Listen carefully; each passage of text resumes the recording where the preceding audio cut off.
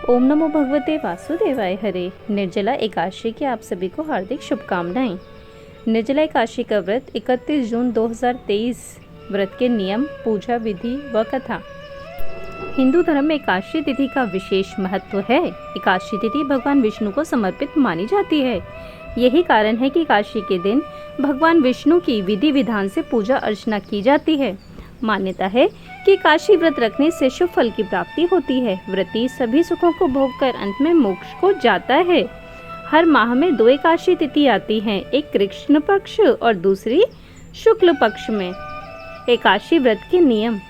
निर्जला एकादशी व्रत में जल का त्याग करना होता है। इस व्रत में व्रती पानी का सेवन नहीं कर सकता, इसलिए इस व्रत को निर्जला एकादशी व्रत कहते हैं। व्रत का पारण करने के बाद ही व्रती जल का सेवन कर सकता है। एकादशी की पूजा विधि। सुबह जल्दी उठकर स्नान आदि से निवृत्त हो जाएं। घर के मंदिर में शुद्ध देसी घी का दीपक प्रज्वलित करें। यदि घर में भगवान विष्णु की प्रतिमा है तो भगवान विष्णु का गंगा जल से अभिषेक करें। यदि चित्र है तो गंगा जल के छींटे मारें।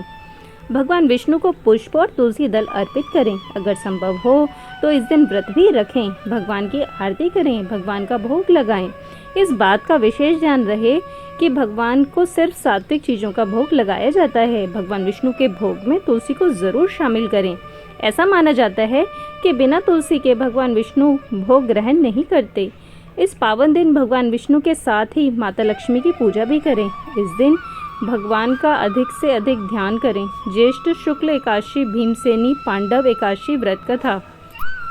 भीमसेन व्यास जी कहने लगे कि हे पितामह, भ्राता युधिष्ठिर, माता कुंती, द्रौपदी, अर्जुन, नकुल और सहदेव आदि सब एकादशी का व्रत करने को कहते हैं, परंतु महाराज मैं उनसे कहता हूँ कि भाई मैं भगवान की शक्ति पूजा आदि तो कर सकता हूँ, दान भी दे सकता हूँ, परंतु भोजन के बिना नहीं रह सकता।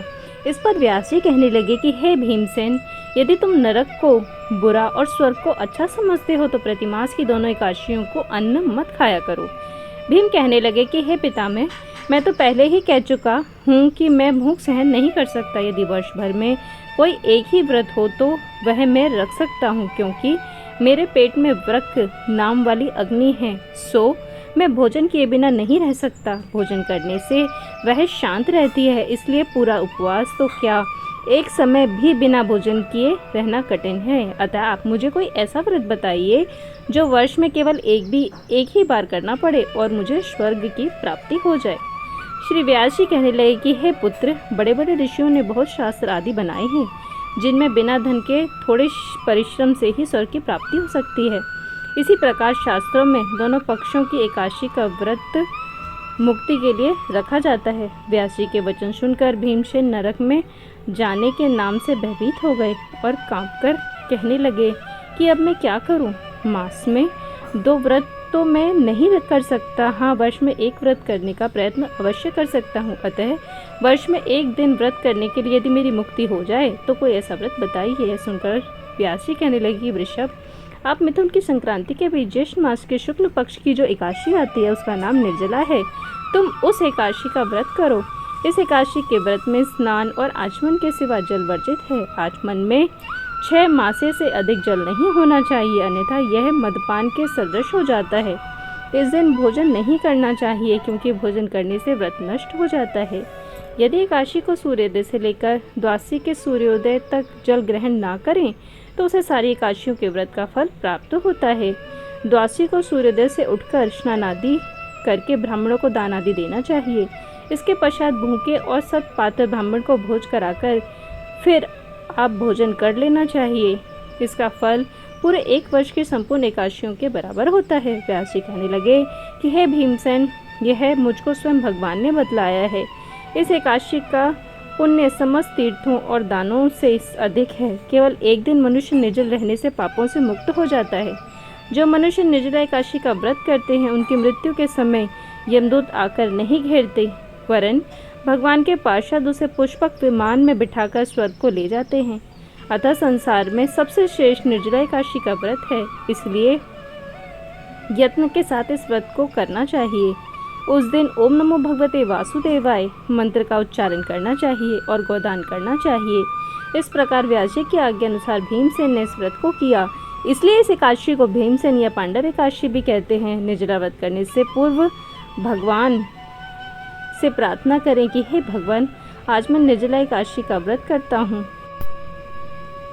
दूसरे दिन भोजन करूंगा, मैं इस व्रत को श्रद्धा पूर्वक करूंगा, अतः आपकी कृपा से मेरे सब पाप नष्ट हो जाएं। इस दिन जल से भरा हुआ एक घड़ा वस्त्र से ढककर स्वर्ण सहित दान करना चाहिए। जो मनुष्य इस व्रत को करते हैं उनको करोड़ों पल सोने के दान का फल मिलता है, और जो इस दिन यज्ञादि करते हैं उनका फल तो वर्णन ही नहीं किया जा सकता। इस एकादशी के व्रत में मनुष्य विष्णु लोक को प्राप्त होता है।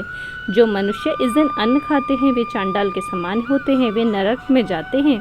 जिसने निर्जला एकादशी का व्रत किया है वह चाहे ब्राह्मण हो, हत्यारा हो, मदपान करता हो, चोरी की हो या गुरु के साथ द्वेष किया हो, मगर इस व्रत के प्रभाव से स्वर्ग को जाता है। हे कुंती पुत्र, जो पुरुष या स्त्री श्रद्धा पूर्वक इस व्रत को करते हैं उन्हें अग्रलिखित कर्म करने चाहिए। प्रथम भगवान का पूजन, फिर गोदान, ब्राह्मणों को मिष्ठान व दक्षिणा देनी चाहिए तथा जल से भरे कलश का दान अवश्य करना चाहिए। निर्जला के दिन अन्न, वस्त्र, उपहान मतलब जूता आदि का दान भी करना चाहिए। वर्ष भर की एकादशियों का पुण्य लाभ देने वाली इस श्रेष्ठ निर्जला एकादशी को पांडव एकादशी या भीमसेनी एकादशी के नाम से भी जाना जाता है। जो मनुष्य भक्ति पूर्वक इस कथा को पढ़ते हैं या सुनते हैं या सुनाते हैं उन्हें निश्चय ही स्वर्ग की प्राप्ति होती है। स्वार्थ और भय से वशीभूत होकर ईश्वर की आराधना करना भक्ति नहीं, निष्काम भाव से ईश्वर के प्रति समर्पित होना ही भक्ति है। ओम नमो भगवते वासुदेवाय हरे। हे प्रभु, जैसे आपने कृपा दृष्टि भीमसेन पर बनाई ऐसी हम सभी अज्ञानी बालकों पर भी अपनी कृपा दृष्टि बनाए रखिएगा। ओम नमो भगवते वासुदेवाय हरे।